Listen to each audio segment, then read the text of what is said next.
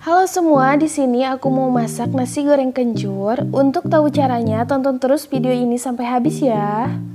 Untuk bahannya, 1 porsi nasi, 1 siung bawang putih, 2 siung bawang merah, 2 ruas kencur, secukupnya rawit, dan 1 butir telur.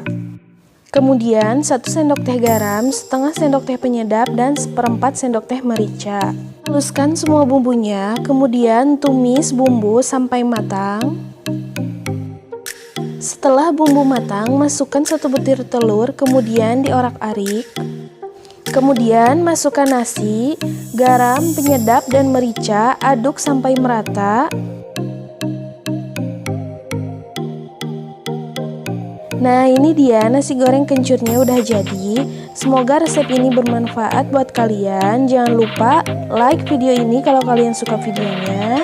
Jangan lupa di subscribe juga ya. Jumpa lagi di video